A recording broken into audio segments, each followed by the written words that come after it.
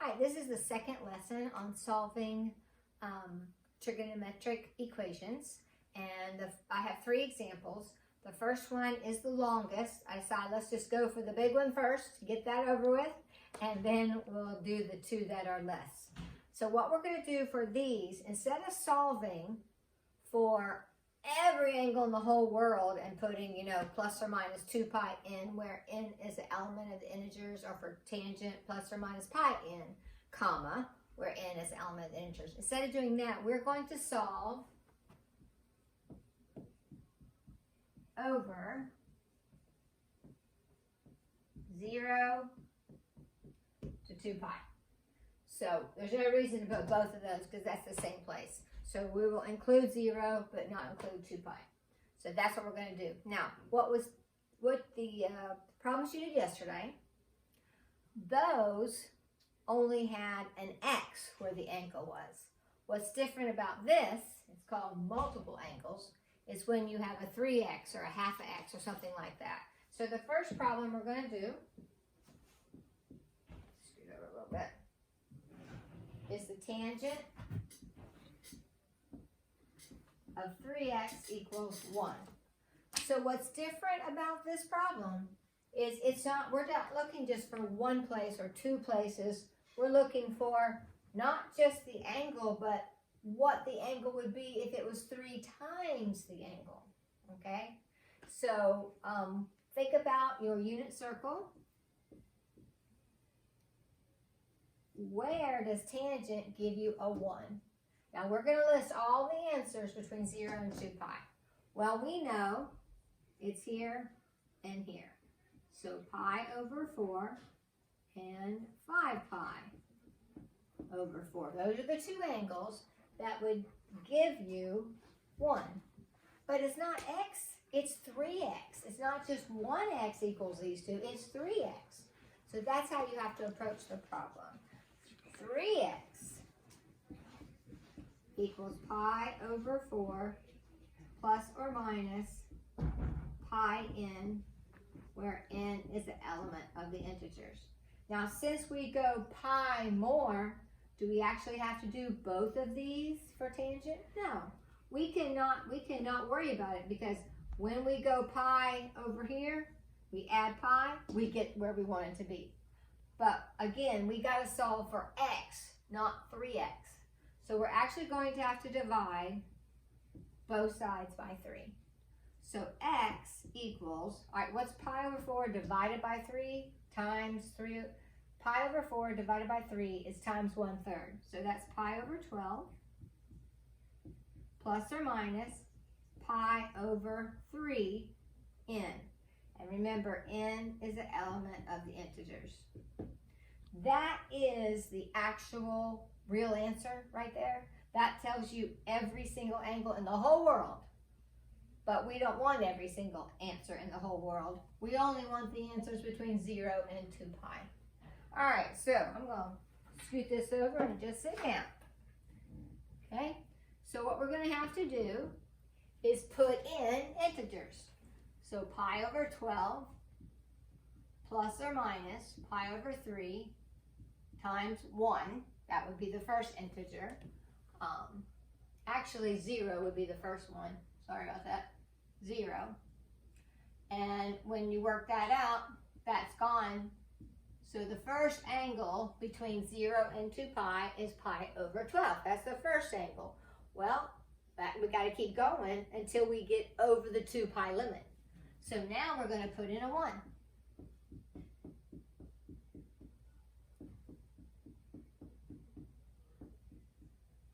Okay, so I got to do a little work on that one.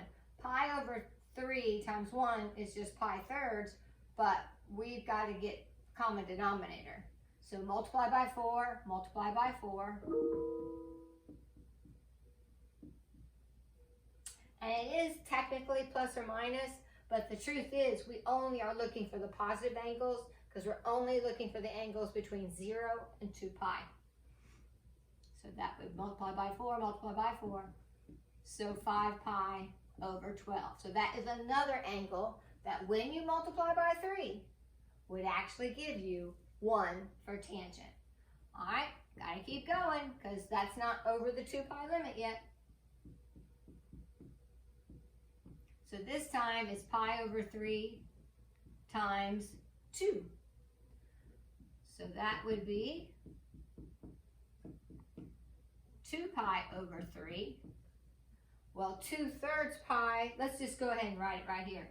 Multiply by 4, multiply by 4. So that's 9 pi over 12. Now, actually you can reduce that. 3 goes into the numerator and denominator. So divide by 3, divide by 3. All right, let's keep going. Now we're up to what, 2? All right, now we got to multiply by 3.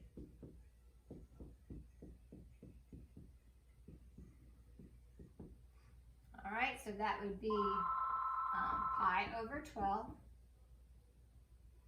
plus or minus, the 3's would cancel, so adding pi. So that'd be 12 pi over 12, so 13 pi over 12. Now guys, what you're really supposed to do is keep doing this. Keep adding until you get over the 2 pi limit, okay? But I got an easier way for you. I want you to think about this. We're going up every time by pi over 3, right? So the first answer was pi over 12. The second answer, matter of fact, I'll just circle these. The second answer was 5 pi over 12. What's the difference?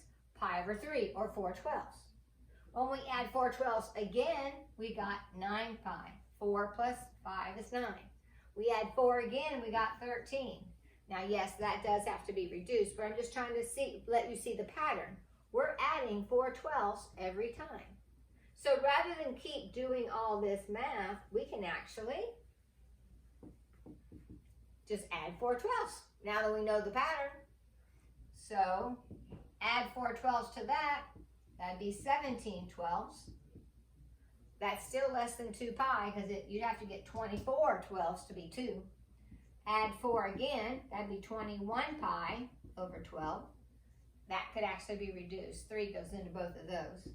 So that'd be 7 pi over 4 divided by 3. That's still 7/4 is still less than 2. So let's try another one. Add 4 again, so that'd be 25 pi over 12. Uh-oh, there's the limit. We cannot include that answer because we only want the answers between 0 and 2 pi, but not including 2 pi. So the answers, let me show you what they are. 1, 2, 3, 4, 5. We had 6 answers. So the answers, the way you would write them, let's see, I guess I'll put it right here. Pi over 12, 5 pi over 12, and then go ahead and write it in reduced form. 3 pi over 4, and then 13 pi over 12, and then 17 pi over 12, and last one, 7 pi over 4. This is how you actually write your answer, okay? Now, I'd like to show you something that will help you to know if you got them all. So I'm gonna have to get my graphing calculator, so give me just a minute. So I've got a little way to make sure that you know you got them all, okay? All right, what you can do is go to your calculator, set your window. First thing is set your window for the x values from 0 to 2 pi. 0 to 2 pi. And I'm doing it right along with you. And we'll go by, it doesn't really matter. Let's just say pi over 2. Okay? And then as far as the up and down, you know, you can just go from maybe, it equals 1, so you don't need a high. But let's just say from -5 to +5. And I'll just go by ones. Okay, so I'm going to bring this up and make sure that you see that. Okay.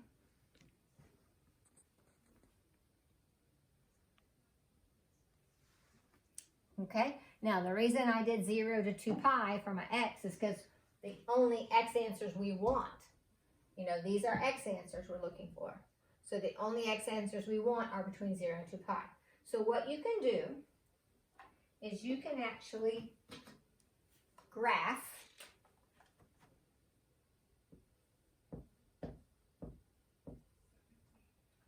tangent of 3x. Of course, that would be y equals. And then y equals 1. So you graph the two. All right, so let me go in there and do that. By the way, make sure that you're in the right mode. Make sure you're in radian mode. I am, just double checking. So I'm going to type in 3x, tangent of 3x, tangent 3x. And I'm going to type in, for the second line, I'm going to type in 1. So we're actually going to graph tangent 3x and then 1. Of course, y equals 1 is just a straight line. So when you hit graph, you will watch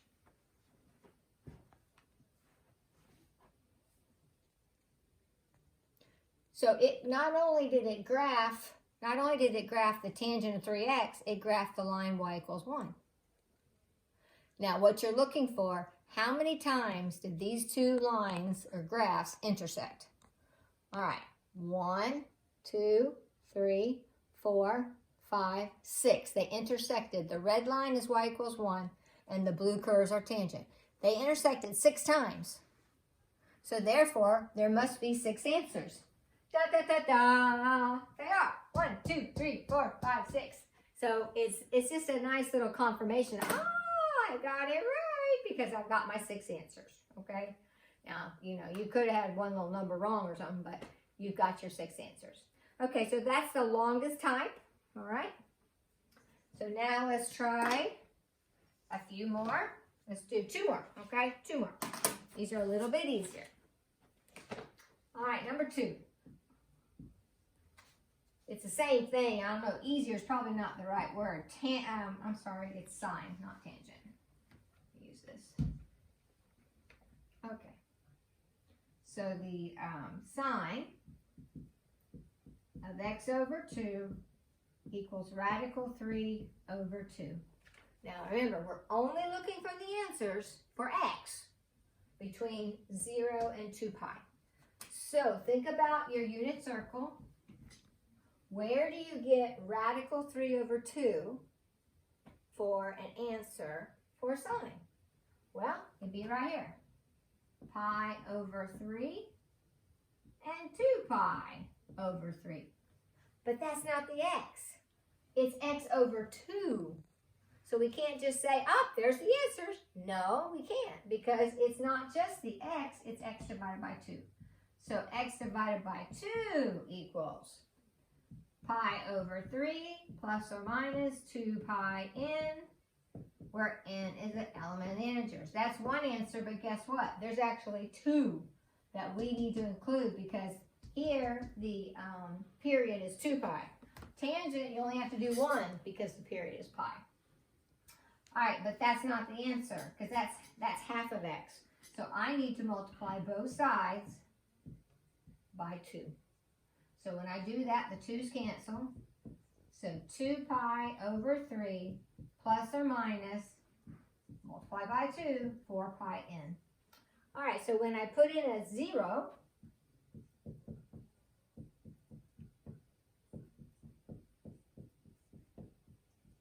that's gone, so the answer is 2 pi over 3. Well, when I put in a 1, look what happens.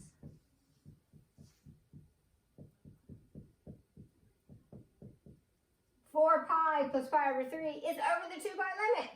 So that doesn't work. Now, not only do we have to do this with the pi over 3, we also have to do it with the 2 pi over 3.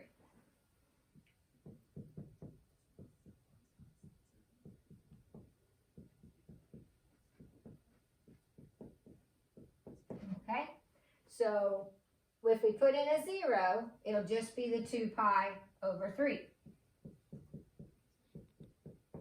If we put in a 1, we're going to be in the same boat we were in here. You're going to have 4 pi. You're going to multiply both sides by 2.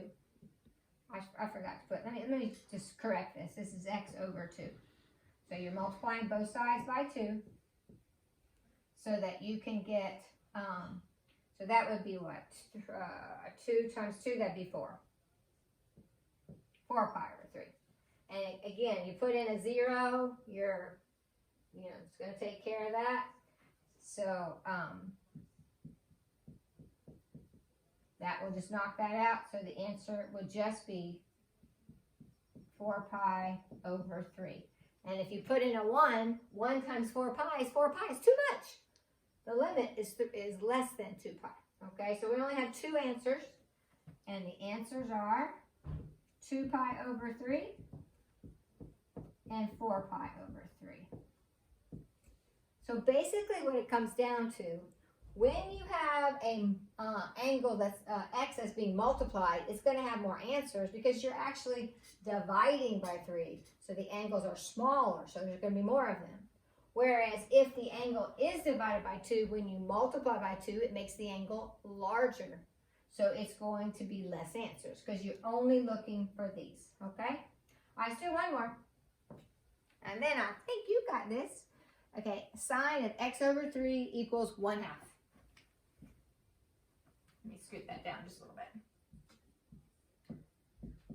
Sine of x over 3 equals 1/2. So once again, you got to think about your unit circle. Good old unit circle. Where do you get a sine value of 1/2?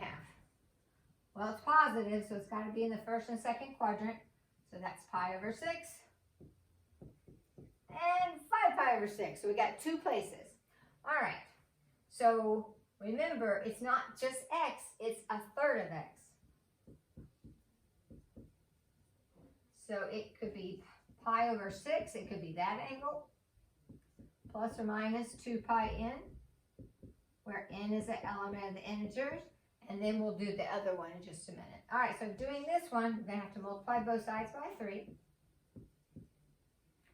So the 3's would cancel, and 3 times pi over 6 would be 3 pi over 6, 3, which would reduce to pi over 2. Plus or minus 3 times 2 would be 6. Now the problem is, if I put in a 0, no problem, it's pi over 2, I'm good. But what happens when I put in a 1? I got 6 pi plus pi over 2. That's too big, too big. So there's only one answer, pi over 2. Now let's try this one. X over 3, not only can that equal pi over 6, it can also equal 5 pi over 6. Plus or minus 2 pi n, where n is an element of the integers. All right, so to solve for x, I got to multiply both sides by 3.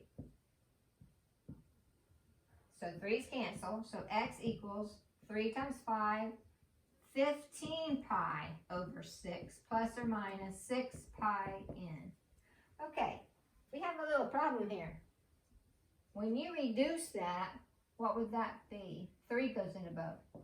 So that would be 5 pi over 2. That's 2.5 pi. That's too big already. Done. That can't work at all. So for this problem, there's only one answer, and that answer would be pi over 2. So these take a little bit more time, but remember to think about your patterns. Like especially when you do these long ones, when it's a multiple angle, like 3x, just look for your pattern. Once you see what you're adding every time, which will always be that number, but when you're adding every time, then just do that way, and then it makes it a lot shorter, okay? Alrighty, that's it. And we basically have the type of trig equations where you use backwards FOIL coming up next, and all the factoring methods. So that'll be tomorrow. All right, have a good weekend, good day.